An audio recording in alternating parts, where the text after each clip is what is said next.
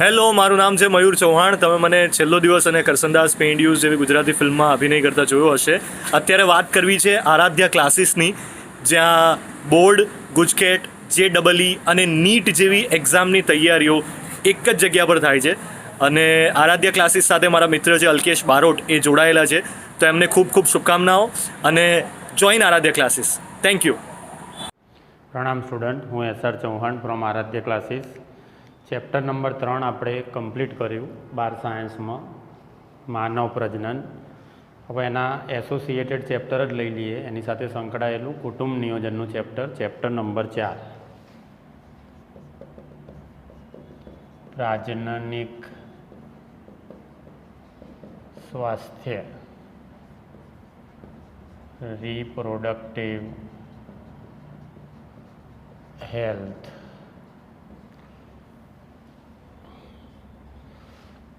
સામાન્ય પ્રજનન અંગો હોવા જોઈએ સમાજમાં. માનવમાં સામાન્ય પ્રજનન અંગો અને એમના સામાન્ય કાર્યોનો અભ્યાસ એના રાજનનિક સ્વાસ્થ્ય તરીકે ઓળખવામાં આવે. પછી હું પ્રમાણે પણ શરૂઆતમાં પ્રસ્તાવનામાં પહેલાં પેરેગ્રાફમાં ખાલી વ્યાખ્યાઓ છે, ડેફિનેશન, એ તમારે ગુજરાત બોર્ડમાંથી રીડ કરી દેવાની.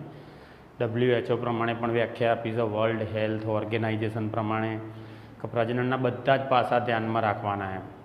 ભાવાત્મક હોય એટલે લાગણીસભર કહેવાય, સામાજિક કહેવાય, શારીરિક કહેવાય, બધા જ પાસાઓને ધ્યાનમાં રાખવામાં આવે.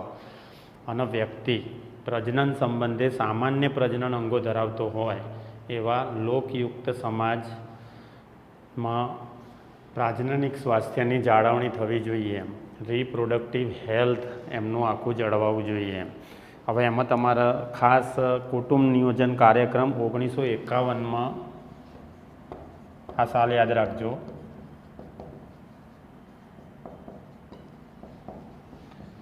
1951માં રજૂ થયો એમ. કુટુંબ નિયોજન કાર્યક્રમ એટલે ફેમિલી પ્લાનિંગ. અને પછી આમાં RCH, પછી એનું બીજું નામ આપવામાં આવ્યું. RCH એટલે રિપ્રોડક્ટિવ ચાઇલ્ડ હેલ્થ.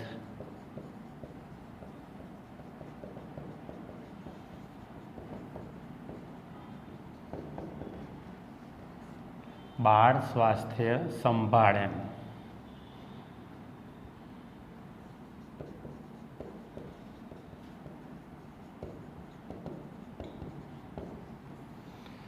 તો RCH એ કુટુંબ નિયોજન કાર્યક્રમના અન્ય નામ તરીકે એનો ઓળખવામાં આવે.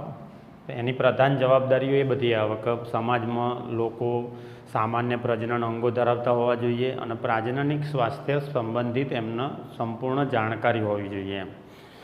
કે લગ્ન કરવાની ઉંમર કઈ, કે બાળકનું સ્વાસ્થ્ય, જન્મ લેનાર બાળકનું સ્વાસ્થ્ય કઈ રીતે જાળવી શકાય, ગર્ભધારણ શું છે, ગર્ભધારણનો સમયગાળો કેટલો, કુટુંબ નિયોજનની પદ્ધતિઓ કઈ કઈ અસ્તિત્વમાં છે એમ, ગર્ભપાત શું છે એમ, STDs શું છે એમ. તો આ બધા ખાસ IMP ટોપિક કહેવાય. પણ પાઠમાં ખાસ એક STDs આવશે એમ.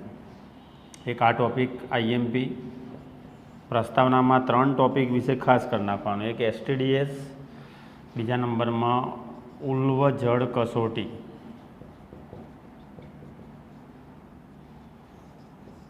ત્રીજા નંબરમાં એક ઓરલ પિલ્સ વિશે થોડુંક આપેલું છે, સહેલી એમ. ઓરલ પિલ્સ એટલે મોં વાટે લેવાની થતી ગોળી. બધે જે કંઈ બી પદ્ધતિઓ આવશે એ બધી જ કુટુંબ નિયોજનની પદ્ધતિ આવશે એમ ટૂંકમાં. એટલે પાઠમાં મૂળભૂત તમારે ટોપિક સાઈડમાં અભ્યાસ કરવા હોય તો કયા કયા ટોપિકો આવે. એક તો કુટુંબ નિયોજનની પદ્ધતિ એમ.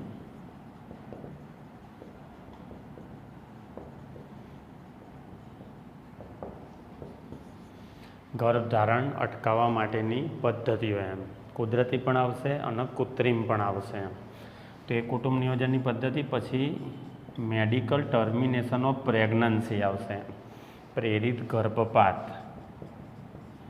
અનિચ્છનીય ગર્ભધારણ થાય તો એનો ગર્ભપાત કરાવી દેવામાં આવે, પ્રેરિત ગર્ભપાત. MTP વિશે માહિતી મેળવશું.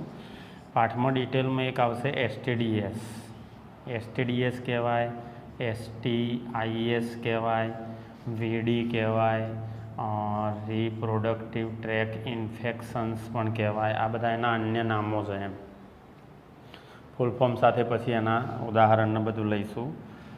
એટલે પહેલું કુટુંબ નિયોજન માટેની પદ્ધતિઓ, બીજા નંબરમાં એમટીપી, ત્રીજા નંબરમાં એસટીડીએસ અને ચોથા નંબરમાં તમારા એસોસિએટેડ રિપ્રોડક્ટિવ ટેકનિક્સ, સહાયક પ્રજનન પદ્ધતિઓ.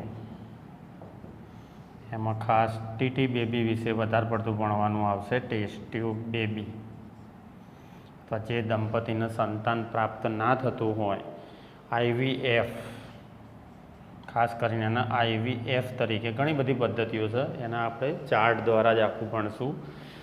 તો આટલા ટોપિક છે ચેપ્ટરની અંદર. ચેપ્ટર નાનું છે, 2 થી 3 ભાગની અંદર આપણે આને પૂરું કરી નાખશું. એટલે કુટુંબ નિયોજન માટેની પદ્ધતિ, એમટીપી, એસટીડીએસ, એઆરટી. એટલે બેઝિકલી પ્રસ્તાવનાની અંદર આ 3નો ઉલ્લેખ વધારે કરેલો છે એમ પહેલાં. તો 3 વિશે અને નીટમાં 3માંથી કઈ રીતે પ્રશ્ન પૂછી શકાય એમ. એસટીડીએસ એટલે સેક્સ્યુઅલી ટ્રાન્સમિટેડ ડિઝીઝીસ એમ, જાતીય સમાગમથી ફેલાતા રોગો. જાતીય સમાગમથી ફેલાતા રોગો રોગો કહો અથવા તો ચેપ કહો એમ. તો સેક્સ્યુઅલી ટ્રાન્સમિટેડ ઇન્ફેક્શન્સ પણ કહેવાય એમ, જાતીય સંક્રમિત ચેપો એમ. ખ્યાલ આવ્યો? પ્રજનન માર્ગના રોગો પણ કહેવાય. ખ્યાલ આવ્યો? સમાગમને લગતા રોગો પણ કહેવાય. વીડી એટલે વિસેરલ ડિઝીઝ, એટલે સમાગમને લગતા રોગો એમ. રિપ્રોડક્ટિવ ટ્રેક ઇન્ફેક્શન્સ એટલે પ્રજનન માર્ગને લગતા ચેપ. તો બધા સમાનાર્થી નામ છે એમ. એસટીડીએસ, એસટીઆઈએસ, વીડી, આરટી, આઈએસ. એટલે એમાં ગોનોરિયા આવશે, સિફિલિસ આવશે, ટ્રાઇકોમોનિયાસિસ આવશે, ક્લેમિડિયાસિસ આવશે, એડ્સ આવશે, હિપેટાઇટિસ બી, જનનાંગનો હર્પીસ અને જનનાંગના ચાંદા. ખ્યાલ આવ્યો? એસટીડીએસ એટલે જાતીય સમાગમથી કયા કયા રોગો થાય. ગોનોરિયા, સિફિલિસ અને ક્લેમિડિયાસિસ. જાતીય સંક્રમિત રોગોના ઉદાહરણ આ વખતે જ નીટમાં આવ્યું 2020માં. કયા રોગોનો સમૂહ જાતીય સમાગમથી ફેલાતો સમૂહ માટે સાચું છે એમ ટૂંકમાં. એટલે એસટીડીઝના એક વિકલ્પમાં એસટીડીઝના ઉદાહરણ આપેલા હતા, એ ઓળખવાના હતા. આ યાદ રાખવાનું તમારે બેક્ટેરિયાથી થાય. તો પહેલો નીટમાં ક્વેશ્ચન આ ટાઈપનો આવી શકે, જે આ સાલ બી રિપીટ થયો ને ભૂતકાળમાં પણ આવેલો છે પ્રશ્ન એમ કે કયા રોગોનું જૂથ એસટીડીઝના ઉદાહરણ માટે સાચું છે એમ. તો બેક્ટેરિયાજન્ય એસટીડીઝ, જાતીય સમાગમથી ફેલાતા રોગોમાં ગોનોરિયા, સિફિલિસ, ક્લેમિડિયાસિસ. પછી તમારા વાયરસજન્ય તો એડ્સ, એચઆઈવીથી થાય. જનનાંગનો હર્પીસ, જનનાંગીય ચાંદા, જનનાંગીય મસા. થોડો ફરક છે આ બધાની અંદર. Hepatitis B. તો આટલા રોગો વાયરસજન્ય એસટીડીઝ કહેવાય એમ.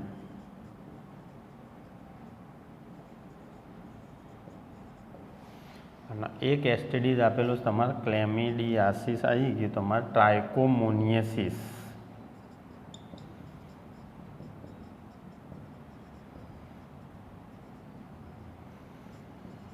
આ પ્રજીવથી થાય અને માત્ર સ્ત્રીઓમાં થઈ શકે એમ.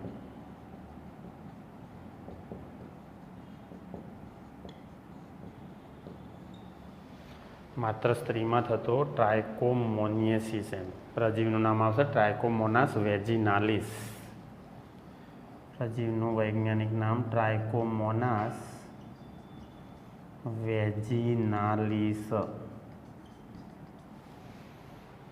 વજાઇનામાં બળતરા થાય. વજાઇના એટલે યોનિ માર્ગ. તો ટ્રાયકોમોનાસ વેજિનાલિસ નામના પ્રજીવથી થતો એસટીડીઝ ટ્રાયકોમોનિએસિસ, અને માત્ર સ્ત્રીઓમાં થતો એસટીડીઝ કહેવાય. તો એસટીડીઝના ઉદાહરણ 3, 4, 5, 6, 7, 8 અને 9 ઉદાહરણ તમારા એસટીડીઝના આપેલા છે. આ તમારા ચેપ્ટર સ્ટાર્ટ થાય જાતીય સંક્રમિત ચેપ, sexually transmitted infections, page number 63 ઉપર તમારા બધા જ એસટીડીઝના નામ લખેલા છે. હિપેટાઇટિસ બી, ગોનોરિયા, સિફિલિસ, જનનાંગીય હર્પીસ, ક્લેમિડિયાસિસ, જનનાંગીય મસા, ટ્રાયકોમોનિયાસિસ અને એડ્સ. આટલા એસટીડીઝ તમારે ભણવાના આવે. દરેક વિશે થોડું થોડું નોલેજ મેળવવું જરૂરી છે. આપણે થોડી અધૂરી માહિતી આપેલી છે. તો સીધો એમસીક્યુ રોગો વિકલ્પોમાં આપેલા હોય, 2, 3, 3 રોગોના સમૂહ આપેલા હોય. 2020નું પેપર જ જોઈ લેજો ને, એની અંદર જ હતું. આ નીચેનામાંથી આપેલ વિકલ્પોમાંથી કયા વિકલ્પમાં આવેલા રોગોનું જૂથ એસટીડીઝનું ઉદાહરણ છે. તો આની અંદરથી ઉદાહરણ હતા એમ. તો આ ટાઈપનો એક સીધો એમસીક્યુ આવા જાતીય સમાગમથી ફેલાય.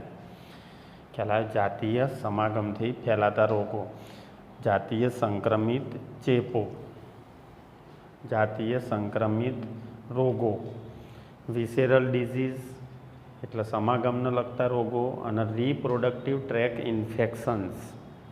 તો એસટીડીઝમાંથી આઈએમપી ક્વેશ્ચન આવી શકે નીટની અંદર. બીજી એક ઉલ્વજળ કસોટી આપણે આપેલી છે. ઉલ્વજળ કસોટી, ઉલ્વજળ, આનું બીજું નામ યાદ રાખવાનું એમનિયોસેન્ટેસિસ.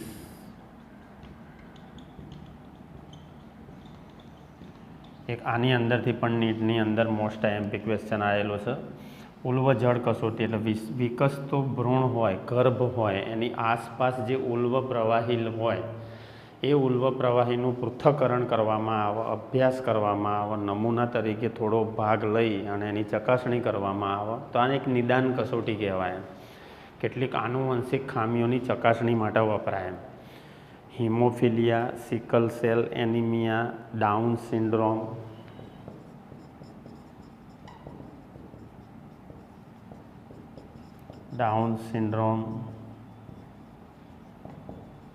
સિકલ સેલ એનિમિયા,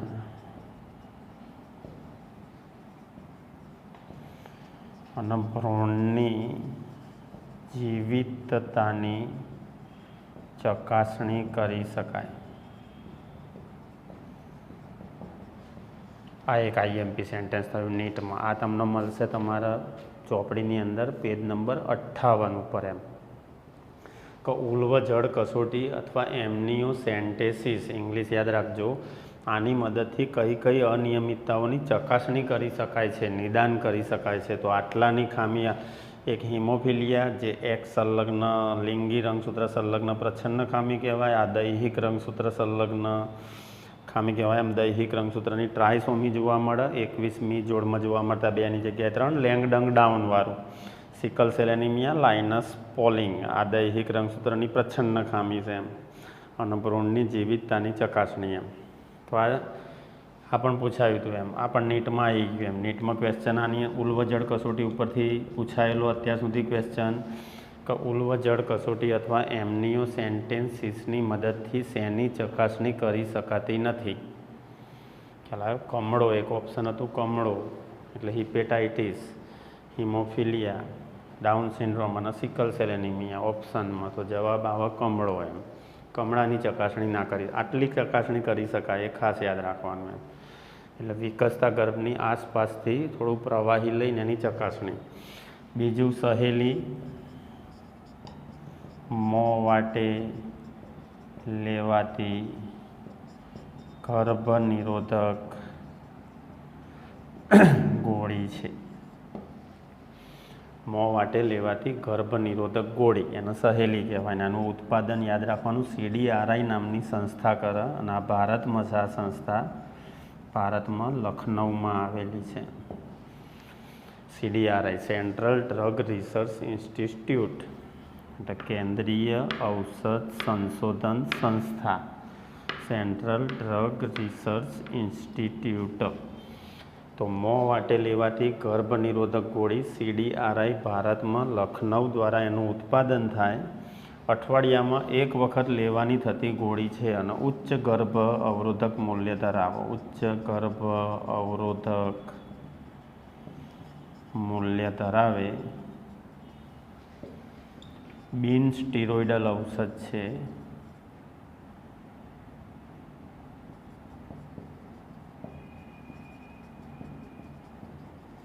અને અઠવાડિયે એક વખત લેવાની થતી ગોળી છે. પિલ્સ કહેવાય એને, ઓરલ પિલ્સ. મોં વાટે લેવાની થતી ગોળી. બીજી આવે ચોઈસ ગર્ભ નિરોધક ગોળીઓ આવે, માલાડી આવે, દરરોજ લેવી પડે. આ એ અઠવાડિયે એક જ વખત લેવાની થતી ગોળી કહેવાય. સ્ત્રીઓ માટે બનાવવામાં આવેલી બિન સ્ટીરોઇડલ ઔષધ. ઉચ્ચ ગર્ભ અવરોધક મૂલ્ય ધરાવે.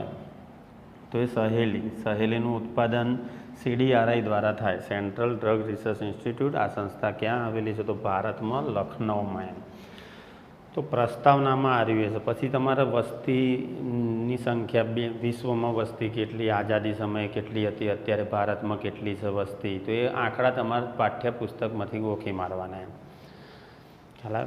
ઘટતો મૃત્યુદર, વધતો જન્મદર.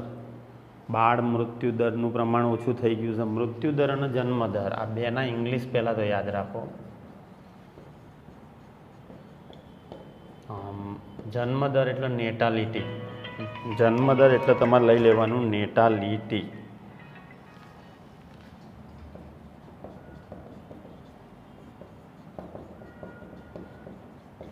અને મૃત્યુદર એટલે યાદ રાખવાનું મોર્ટાલિટી.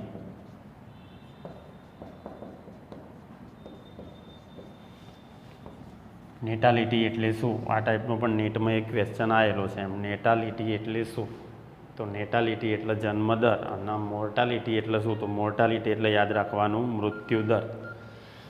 તો જન્મદર અને મૃત્યુદર બંનેના ઇંગ્લિશ યાદ રાખવાના. એટલે ઘટતો મૃત્યુદર અને વધારે પડતો જન્મદર એ વસ્તી વધારાનું મુખ્ય કારણ કહેવાય. એમ તો એ આંકડાકીય માહિતી છે. વિશ્વમાં વસ્તી, ભારતમાં વસ્તી કઈ સાલમાં કેટલી હતી, આટલા બિલિયન, એ તમારે જાતે ગોખી મારવાનું. પણ જેમ જેમ વસ્તી વધારો થતો ગયો એમ શહેરીકરણને પ્રોત્સાહન મળ્યું, ઔદ્યોગિકરણને પ્રોત્સાહન મળ્યું. ખ્યાલ આવ્યો? તો એના કારણે બધી અન્ન સમસ્યાઓ અને એ બધી સમસ્યાઓ ઉત્પન્ન થઈ. એટલે પછી ભારત સરકાર દ્વારા કુટુંબ નિયોજન કાર્યક્રમ રજૂ કરવામાં આવ્યો. આ કાર્યક્રમની અંદર મૂળભૂત ગર્ભધારણ કઈ રીતે અટકાવી શકાય એના માટેની પદ્ધતિઓ કહી. એમ હમ દો હમારે એક, તો એ પદ્ધતિ ઉપર આધારિત હોય. એટલે વસ્તી નિયંત્રણમાં કઈ રીતે રાખવી, વસ્તી કાબૂમાં કઈ રીતે રાખવી, તો એના માટેની વિવિધ પદ્ધતિઓ આવે તમારા. એ પદ્ધતિઓની અંદર કુટુંબ નિયોજનની પદ્ધતિઓ અથવા ગર્ભ નિરોધક પદ્ધતિઓ, ગર્ભધારણ અટકાવવા માટેની પદ્ધતિઓ. એમ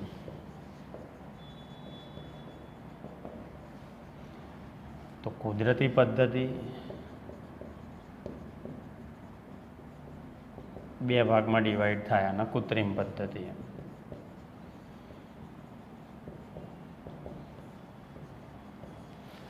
કુદરતી પદ્ધતિ અને કૃત્રિમ પદ્ધતિ. કૃત્રિમ પદ્ધતિની અંદર તમારા બધી પદ્ધતિઓ આવશે. એક તો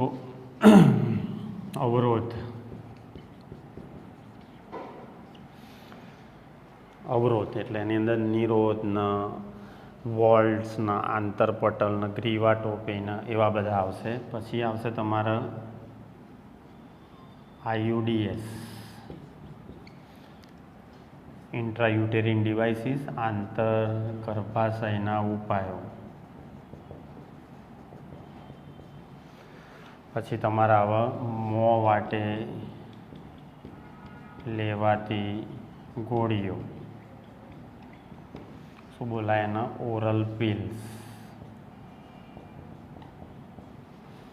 પછી એક પદ્ધતિ આવશે આરોપણ અથવા ઇન્જેક્ટેબલ.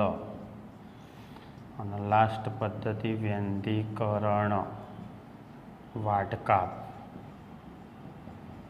સર્જરી અથવા નસબંધી. તો આટલી પદ્ધતિઓ આવે એમ ટૂંકમાં કુદરતી પદ્ધતિઓ અને કૃત્રિમ પદ્ધતિઓ. કૃત્રિમ પદ્ધતિઓમાં અવરોધ એટલે બેરિયર આવી જાય. બધાનું મેન ટાર્ગેટ શું હોય તો શુક્રકોષ અને અંડકોષના ડાયરેક્ટ ભૌતિક સંપર્કમાં આવતા અટકાવવામાં આવે. બંને વચ્ચે ફલન ના થવું જોઈએ, બંને ચુંબકીય ઇથમસ જોડાણ સ્થાને પહોંચવા જોઈએ નહીં. અંતઃગર્ભાશય અથવા આંતરગર્ભાશયના ઉપાયો આયુડીએસ, ઇન્ટ્રાયુટેરિન ડિવાઇસીસ, મોં વાટે લેવાની થતી ગોળીઓ, એમાં ઓરલ પિલ્સ, આરોપણ એટલે ઇન્જેક્ટેબલ, વ્યંધીકરણ, વાટકાપ, સર્જરી અથવા તો એના નસબંધી તરીકે ઓળખવામાં આવે. તો કૃત્રિમ પદ્ધતિઓની અંદર અવરોધ, આયુડીએસ, મોં વાટે લેવાની થતી ગોળીઓ, આરોપણ, ઇન્જેક્ટેબલ, એનું બીજું નામ વ્યંધીકરણ. તો આ બધી પદ્ધતિઓ તમારા કુદરતી જે પદ્ધતિઓ છે એના પ્રણાલિકાગત પણ કહેવાય. પ્રણાલિકાગત રીતે વપરાતી પદ્ધતિઓ તો એ કુદરતી પદ્ધતિઓની અંદર કહેવાય. તો કુદરતી અવરોધ, અંતઃગર્ભાશય ઉપાયો, મોં વાટે લેવાને થતા ગર્ભ નિરોધક ગોળીઓ, ઇન્જેક્ટેબલ અથવા તો આરોપણ અને વાટકાપ પદ્ધતિ. આટલી પદ્ધતિ ભણો એટલે કુટુંબ નિયોજનની પદ્ધતિઓ તમારે પૂરી થાય. એ આપણે નેક્સ્ટ વિડીયોમાં લઈએ. તો આમાં આપણે કુદરતી અને કૃત્રિમ એવી બે પદ્ધતિઓમાં ડિવાઈડ કરી કુટુંબ. આ પદ્ધતિઓ એટલે કુટુંબ નિયોજન માટેની પદ્ધતિઓ એમ.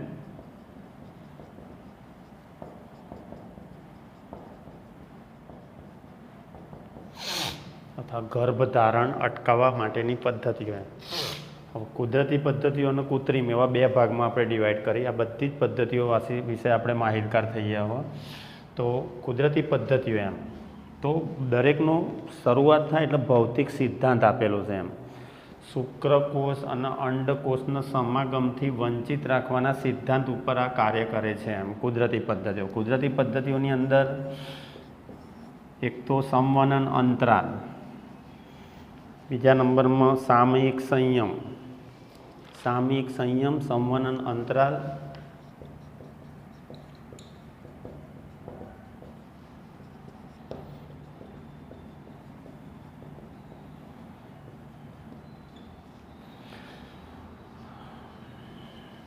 આને નિયતકાલીન સંયમ પણ કહેવાય. જૂની ચોપડીના શબ્દો આવા હતા એમ. નિયતકાલીન સંયમ, સંવનન અંતરાલ અથવા એના અન્ય નામો લખતા રહેજો. બાહ્ય સ્ખલન અથવા જૂની ચોપડી પ્રમાણે શબ્દ લો તો હઠાવી લેવું.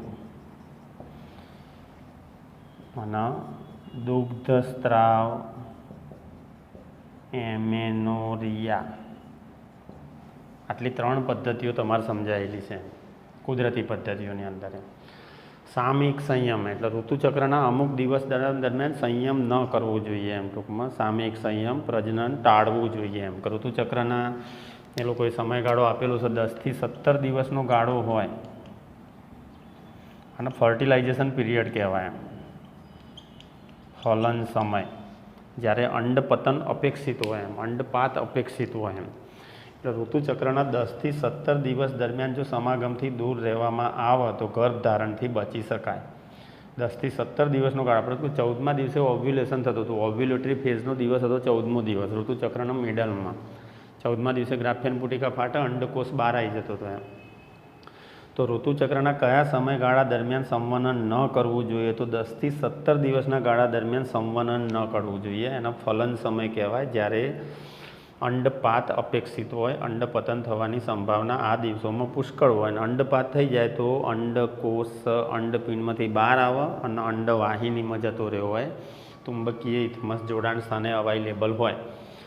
એટલે સામયિક સંયમ આ સમયગાળા દરમિયાન જાળવી રાખો. સંવનન ના કરો તો ગર્ભધારણથી બચી શકાય. સંવનન અંતરાલ અથવા બાહ્ય સ્ખલન અથવા હઠાવી લેવું એમ.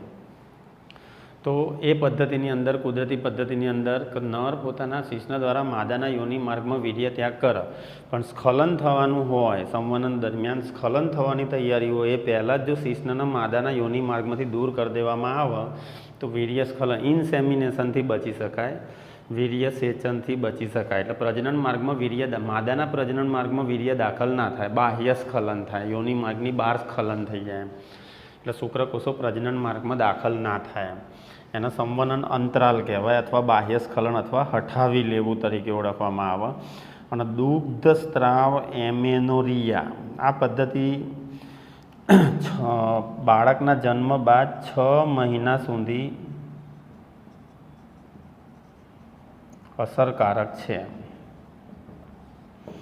બાળકનો જન્મ થઈ જાય ને ત્યારે બાળકના જન્મ બાદ પ્રથમ 6 મહિના દરમિયાન અંડપાત અને ઋતુચક્ર બંને એબસન્ટ હોય સ્ત્રીની અંદર. એમ રજો નિવૃત્તિ જેવું આવી જાય બાળકના જન્મ પ્રથમ 6 મહિના. અને એ વખતના એક અંતઃસ્રાવ અગ્રપિટ્યુટરી ગ્રંથિમાંથી વધારે ઉત્પન્ન થાય, પ્રોલેક્ટિન, જે સ્તન ગ્રંથિમાંથી દૂધનો સ્ત્રાવ પ્રેરે. એમ નવસ્તન્ય દૂધ કોલોસ્ટ્રમ તરીકે એનું ઓળખવામાં આવે. એમાં પુષ્કળ પ્રમાણમાં એન્ટીબોડી હોય, IgA. તો દુગ્ધ સ્ત્રાવ એમેનોરિયા પ્રથમ 6 મહિના સુધી અસરકારક પદ્ધતિ કહેવાય. તો આ બાળકના જન્મ બાદ પ્રથમ 6 મહિના દરમિયાન માતાની સ્તન ગ્રંથિમાંથી દૂધનો સ્ત્રાવ વધારે થતો જ્યાં સુધી માતા બાળકને સ્તનપાન કરાવે, ઋતુચક્ર ગેરહાજર છે. ખ્યાલ આવ્યો? આનું દૂધ સ્ત્રાવ એમેનોરિયા એનો અર્થ ઋતુચક્ર ગેરહાજર.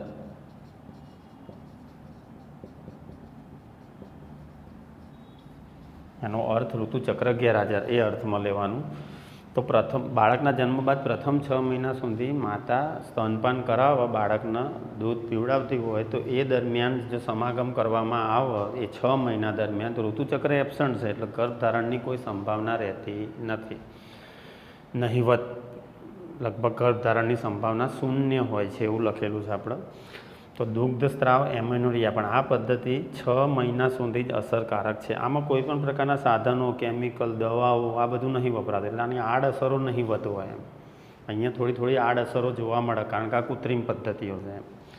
એટલે કુદરતી પદ્ધતિઓમાં તમારે સામયિક સંયમ, સંવનન અંતરાલ, દુગ્ધ સ્ત્રાવ એમેનોરિયા, પણ આ માત્ર 6 મહિના સુધી અસરકારક પદ્ધતિ કહેવાય.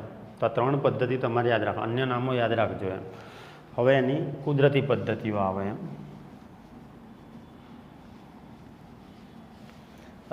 કૃત્રિમ પદ્ધતિઓ આવે. કુદરતી પદ્ધતિઓ પૂરી થઈ. કૃત્રિમ પદ્ધતિ એટલે અવરોધ. દરેકનો સિદ્ધાંત શું યાદ રાખવાનો તમારા? શુક્રકોષ અને અંડકોષના એકબીજાના ભૌતિક સંપર્કમાં આવતા અવરોધનો સિદ્ધાંત લખેલો છે. શુક્રકોષ અને અંડકોષને એકબીજાના સીધા ભૌતિક સંપર્કમાં આવતા અટકાવવામાં આવે. બેરિયર તરીકે કામ કરે. જે બી અહીંયા વપરાય એ બેરિયર, અવરોધ. તો અવરોધ તરીકે કાર્ય કરે તો પુરુષની અંદર ખાસ કરીને નિરોધ, પ્રચલિત નામ કોન્ડમ,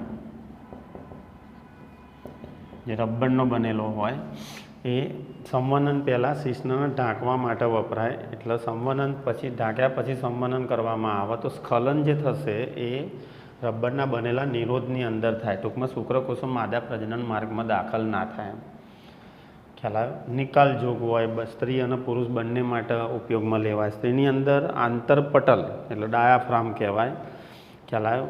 ટોપી અને વોલ્ટ્સ. આંતરપટલ, શંકુ આકારની ટોપી અને વોલ્ટ. તો આ પણ સ્ત્રીઓની અંદર વપરાતા ગર્ભ નિરોધક માટેના સાધનોની અંદર જ લઈ શકાય. ગ્રીવાને ઢાંકવામાં આવતી હોય, ગર્ભાશયની ગ્રીવાને, જેથી કરીને સ્ખલન અથવા તો નર પ્રજનન કોષો એ માદા પ્રજનન માર્ગમાં દાખલ થઈ અને અંડવાહિની સુધી પહોંચી શકતા નથી. તો આમાં પણ શુક્રકોષ અને અંડકોષને એકબીજાના સીધા ભૌતિક સંપર્કમાં આવતા અટકાવવામાં આવે. સૌથી વધારે નીટમાં પૂછાતો પ્રશ્ન હોય ને તો IUDSમાંથી આવે છે. આ નીટ માટે મોસ્ટ IMP. આની અંદરથી એક ક્વેશ્ચન હોય જ છે. IUDS એટલે આંતર ગર્ભાશયના ઉપાયો, ઇન્ટ્રાયુટેરિન ડિવાઇસીસ.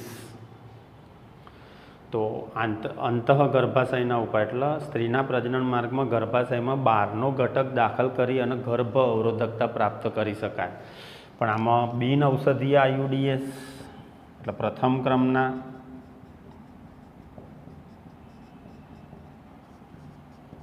બિન ઔષધીય મંદ IUDS આ પહેલો પ્રકાર. બીજો પ્રકાર એનો આવે દ્વિતીય ક્રમના IUDS.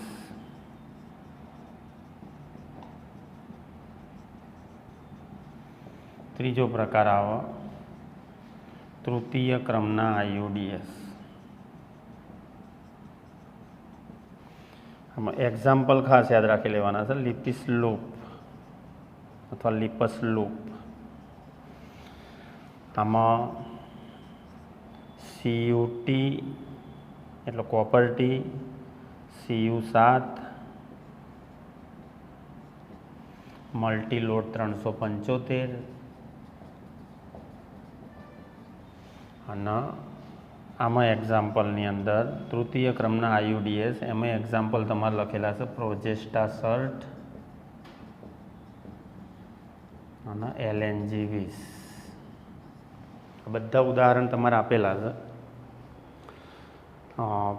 પેજ નંબર 60 ઉપર. છેલ્લો ફકરો જે આપ્યો ને, અંતઃગર્ભાશયના ઉપાયો એટલે IUDS ઇન્ટ્રાયુટેરિન ડિવાઇસીસ.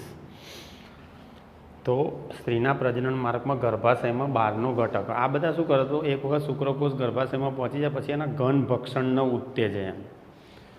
આ કોપર ટી છે એની આકૃતિ તમારે દોરીને આપેલી છે કોપર ટીની પેજ નંબર 60 ઉપર જ ચોપડીની અંદર.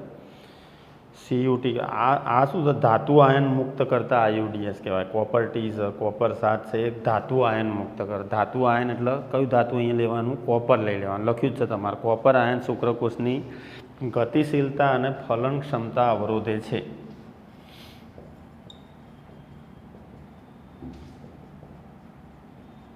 ગતિશીલતા અને ફલન ક્ષમતા અવરોધે છે. આ યાદ રાખવાનું. લિપસ લૂપ અથવા લિપિસ લૂપ શુક્રકોષના ઘન ભક્ષણને ઉત્તેજે છે. એટલે દરેક IUDSના કાર્યો ખાસ યાદ રાખવાના. પ્રથમ ક્રમના, દ્વિતીય ક્રમના, તૃતીય ક્રમના પહેલાં 3 ભાગ પાડી દો. દરેકના એક્ઝામ્પલ ગોખી મારો. ડાયરેક્ટ પૂછશે તૃતીય ક્રમનો IUDS ઓળખો એમ, અથવા અંતઃસ્ત્રાવ મુક્ત કરતો IUDS ઓળખો એમ. તો LNG20 અને પ્રોજેસ્ટા સર્ટ. ધાતુ આયન મુક્ત કરતો IUDS ઓળખો. ઓપ્શનમાં હોય મલ્ટીલોડ 375. તો જવાબ મલ્ટીલોડ 375. શુક્રકોષના ઘન ભક્ષણનો ઉત્તેજ, આ શુક્રકોષની ગતિશીલતા અને ફલન ક્ષમતાનો અવરોધ આ અંતઃસ્ત્રાવ ઉત્પન્ન કરે જે ગર્ભાશયના અસ્તર ઉપર સીધી સ્થાનિક અસર દર્શાવે. ગર્ભાશયનું અસ્તર, ગર્ભાશયનું અસ્તર એટલે આપણે કીધું હતું સૌથી અંદરનું સ્તર એન્ડોમેટ્રિયમ. 3 સ્તર હતા ગર્ભાશયમાં, એપિમેટ્રિયમ અથવા પેરીમેટ્રિયમ, વચ્ચેનું અરેખી સ્નાયુનું બનેલું માયોમેટ્રિયમ અને સૌથી અંદરનું જે ગર્ભાશયનું અસ્તર બનાવે એન્ડોમેટ્રિયમ. એટલે તૃતીય ક્રમના IUDS શું મુક્ત? અંતઃસ્ત્રાવ મુક્ત કરે. એ અંતઃસ્ત્રાવ ગર્ભાશયના અસ્તર ઉપર સીધી સ્થાનિક અસર આવરણ બનાવી દે. એટલે ગર્ભાશયના ગર્ભધારણ માટે અયોગ્ય બનાવી દે. આ અંતઃસ્ત્રાવનું અહીંયા આગળ આવરણ આવે જેથી કરીને ગર્ભકોષ્ઠ કોથળી અહીંયા સ્થાપિત ના થઈ શકે એમ. એટલે ગર્ભાશયના અંતઃસ્ત્રાવ મુક્ત કરતા IUDSનું નામ આપો તો પ્રોજેસ્ટા સર્ટ અને LNG20. અને અંતઃસ્ત્રાવ શું કરે તો ગર્ભાશયના અસ્તર ઉપર સીધી સ્થાનિક અસર દર્શાવે એટલે ગર્ભાશયના ગર્ભધારણ માટે અયોગ્ય બનાવે છે. તો એ પણ તમારે આપ્યું છે ગર્ભાશયને ગર્ભધારણ માટે અયોગ્ય બનાવે છે. ગ્રીવાને શુક્રકોષના વિરોધી બનાવે એમ. ખ્યાલ આવ્યો? ગ્રીવાને શુક્રકોષના વિરોધી એટલે ગ્રીવા મારફતે શુક્રકોષો પસાર ના થઈ શકે. એટલે તૃતીય ક્રમના IUDSનું કાર્ય કે તમને ગર્ભાશયને ગર્ભધારણ માટે અયોગ્ય બનાવે અને ગ્રીવાને શુક્રકોષ વિરોધી બનાવે. એટલે ગ્રીવામાંથી શુક્રકોષના આગળ ના જવા દે. તો 3 IUDSના નામ લખ્યા આપણે, 3 IUDSના ઉદાહરણ લખ્યા, 3 IUDSના કાર્યો લખ્યા. આટલું યાદ રાખવાનું. નીટની અંદર મોસ્ટ IMP IUDSમાંથી એક ક્વેશ્ચન હશે. સીધો જ હોય છે જનરલી, પણ પછી એવું ખબર પડી જોઈએ એમ કે ધાતુ આયન મુક્ત કરતો IUDS ઓળખો તો આન્સર તરત આવો જોઈએ મલ્ટીલોડ 375. આ ઓપ્શન ના આપે તો CuT, Cu7 નહીં તો આપણે ખબર કોપર મુક્ત કરે છે એમ. અંતઃસ્ત્રાવ મુક્ત કરતો IUDS ઓળખો તો પ્રોજેસ્ટા સર્ટ, LNG20. બિન ઔષધીય મંદ IUDS અથવા પ્રથમ ક્રમના IUDSમાં કોનો સમાવેશ થાય તો લિપિસ લૂપ અથવા લિપસ લૂપ બંને ચાલશે. બંને રીતે લખેલું આવશે. લિપસ લૂપ અથવા લિપિસ લૂપ બંને ચાલશે. તો અહીંયા જનરલી તમારા આયુડીએસ થયા. આયુડીએસ ટોટલ 3 પ્રકાર પાડી દેવાના. પ્રથમ ક્રમના આયુડીએસ, દ્વિતીય ક્રમના આયુડીએસ, તૃતીય ક્રમના આયુડીએસ. પ્રથમ ક્રમના આયુડીએસના બિન ઔષધીય આયુડીએસ તરીકે ઓળખવામાં આવે. કાર્ય એનું યાદ રાખવાનું, શુક્રકોષના ઘન ભક્ષણને ઉત્તેજે છે. ઉદાહરણ લિપસ લૂપ. યાદ રાખજો, અવરોધમાં શું આવ્યું, બેરિયરમાં વોલ્ટ્સ લખ્યું હતું એમ, વોલ્ટ્સ. અહીંયા આગળ લિપસ લૂપ. દ્વિતીય ક્રમના આયુડીએસ, તો એમાં વિધાન યાદ રાખવાનું કે ધાતુ આયન મુક્ત કરતા આયુડીએસ છે. યારે ધાતુ આયન મુક્ત કરતા આયુડીએસ. કયું ધાતુ આયન મુક્ત કરે તો કોપર. અને એ કોપર હંમેશા એન્ટી ફર્ટિલિટી માટે જવાબદાર અથવા શુક્રકોષની ગતિશીલતા અને ફલન ક્ષમતાનો અવરોધ એમ, ફળદ્રુપતા અવરોધ એમ, ફલન ક્ષમતા ફર્ટિલાઇઝેશન અવરોધ એમ. એટલે ફર્ટિલાઇઝેશનમાં અવરોધ ઉત્પન્ન કરતું ધાતુ આયન ઓળખો તો કોપર યાદ રાખવાનું. એટલે શુક્રકોષની ગતિશીલતા અને ફલન ક્ષમતાનો અવરોધ તો આયુડીએસ ઓળખો તો CUT, CU7, મલ્ટીલોડ 375. અને તૃતીય ક્રમના આયુડીએસ અથવા અંતઃસ્ત્રાવ મુક્ત કરતા આયુડીએસ ઓળખો એમ તો પ્રોજેસ્ટાસર્ટ અને LNG20. આ બંને શું ઉત્પન્ન કરે તો અંતઃસ્ત્રાવ ઉત્પન્ન કરે. એ અંતઃસ્ત્રાવ ક્યાં કામ કરે તો ગર્ભાશયના અસ્તર ઉપર સીધી સ્થાનિક અસર કરે એમ, આવરણ બનાવી દે. એટલે ગર્ભાશયના ગર્ભધારણ માટે અયોગ્ય બનાવે. અહીંયા ગર્ભકોષ કોથળીને ચોંટવા ના દે, ઇમ્પ્લાન્ટેશન ના થવા દે. આપણે કીધું મોરુલા ગર્ભ, 8 થી 16 કોષી ગર્ભ હતો એને મોરુલા ગર્ભ કીધું. ભાઈ મોરુલા ગર્ભ શેમાં ફેરવાતો હતો, ગર્ભકોષ્ઠ કોથળીમાં. ગર્ભકોષ્ઠ કોથળીની રચનામાં સૌથી બહારની બાજુએ કોષોનું એક સ્તર હતું, એના પોષક કોષોનું સ્તર કીધું હતું. અંદર કોષોનો બંચ હતો, સમૂહ હતો, જેના અંતઃકોષ સમૂહ કીધું હતું એનું. પણ એ ગર્ભકોષ્ઠી ગર્ભાશયની દિવાલ સાથે જોડાય, એ જોડવામાં અવરોધ અંતઃસ્ત્રાવ આવી જાય વચ્ચે. એ અંતઃસ્ત્રાવ આ તૃતીય ક્રમના આયુડીએસ દ્વારા ઉત્પન્ન થાય. તો એના કાર્યો ગ્રીવાના શુક્રકોષ વિરોધી બનાવે, એટલે શુક્રકોષ અહીંથી આગળ ના જવા દે પહેલાં તો અંતઃસ્ત્રાવ. અને બીજા નંબરમાં ગર્ભાશયના ગર્ભધારણ માટે અયોગ્ય બનાવે છે. એટલે જે સ્ત્રીઓ ગર્ભધારણમાં અવકાશ ઈચ્છતી હોય એમ અથવા બાળકો વચ્ચે અંતર ઈચ્છતી હોય એમ, એવું આપણે લખેલું છે આયુડીએસની અંદર. જો આપણે સેપરેટ ભાગ નથી પાડેલા કે કયા આયુડીએસનું કયું કાર્ય હોય, પણ આ લેવાનું તમારે પેજ નંબર 60 ઉપર આપ્યું. આયુડીએસ ગર્ભાશયની અંદર શુક્રકોષોનું ભક્ષણમાં વધારો કરે છે એમ, ફેગોસાઇટોસિસ, ઘન ભક્ષણ.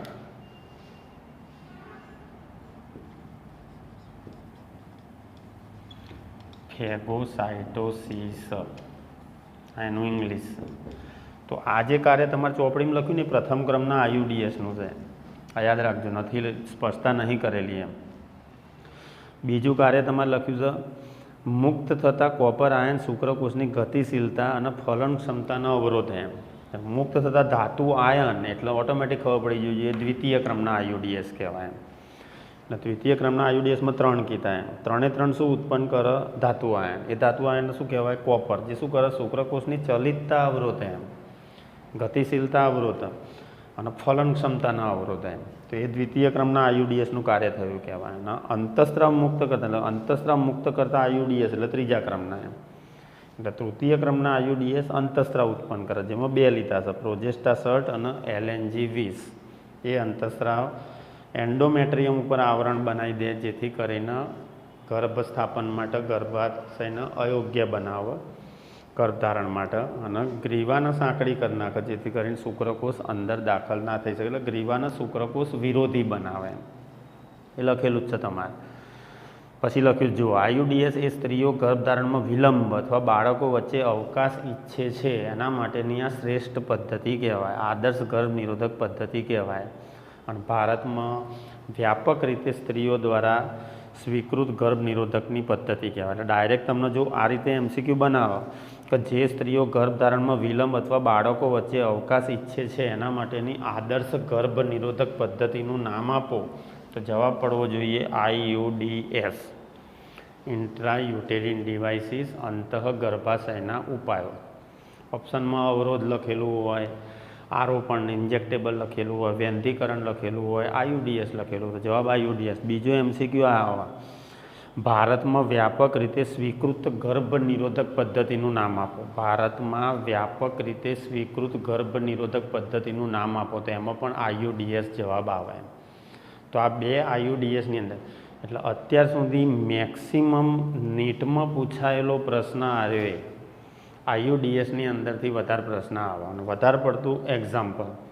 ક્રમ તમારે નથી આપ્યા, પણ પહેલું જે આપ્યું એ પ્રથમ ક્રમના લઈ લેવાના. ધાતુ આયન મુક્ત કરતા દ્વિતીય ક્રમના IUDS અને અંતઃસ્ત્રાવ મુક્ત કરતા તૃતીય ક્રમના IUDS કહેવાય.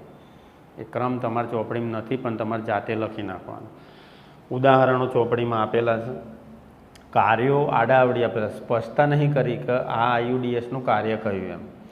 ફેગોસાઇટોસિસ કરતો IUDS તો જવાબ લિપિસ લૂપ આવે એમ, અથવા લિપસ લૂપ.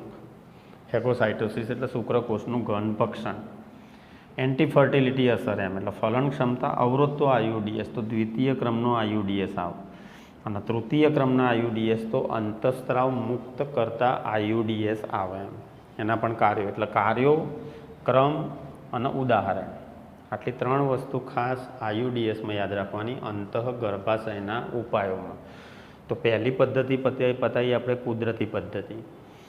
કુદરતી પદ્ધતિમાં સામયિક સંયમ, બાહ્ય સ્ખલન અથવા સંવનન અંતરાલ કીધું, દૂધ સ્ત્રાવ, એમેનોરિયા કીધું એમ. આ 3 પદ્ધતિ. એમાં કોઈ પણ પ્રકારના સાધનો નહીં વપરાતા જુઓ, એટલે એની આડઅસર નહીવત. કોઈ પણ પ્રકારની આડઅસર એમાં જોવા મળે નહીં એમ. ખ્યાલ આવ્યો?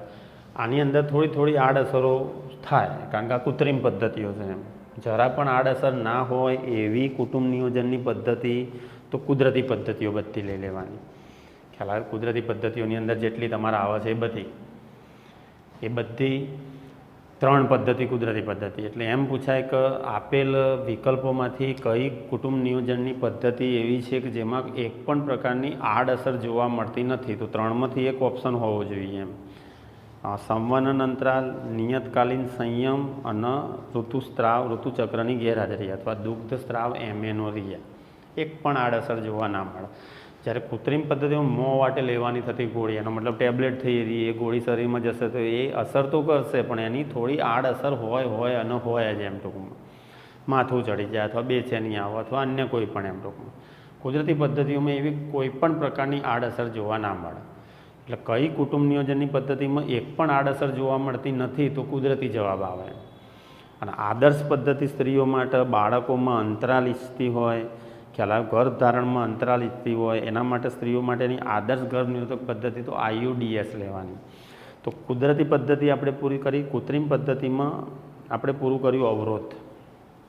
બીજા નંબરમાં IUDS, ઇન્ટ્રાયુટેરિન ડિવાઇસીસ. તો એ 2 કૃત્રિમ પદ્ધતિઓ પતી અને એક કુદરતી પદ્ધતિ આપણે પૂરી કરી. હવે તમારે આવા મોં વાટે લેવાની થતી ગોળીઓ, ઇન્જેક્ટેબલ, જેના આરો પણ કહેવાય, મોં વાટે લેવાની થતી ગોળીઓ એટલે ઓરલ પિલ્સ તરીકે એને ઓળખવામાં આવે. આરો પણ એટલે ઇન્જેક્ટેબલ તરીકે ઓળખવામાં આવે. અને છેલ્લે તમારે આવે વ્યંધીકરણ, વાટકાપ, કાપમ કાપી અથવા તો સર્જરી. ઇમેસ્ક્યુલેશન પણ બોલાય, પણ ઇમેસ્ક્યુલેશન શબ્દ પર્ટિક્યુલર વનસ્પતિ માટે બોલાય, જે કૃત્રિમ સંવર્ધન હતું તમારા ચેપ્ટર નંબર 2માં.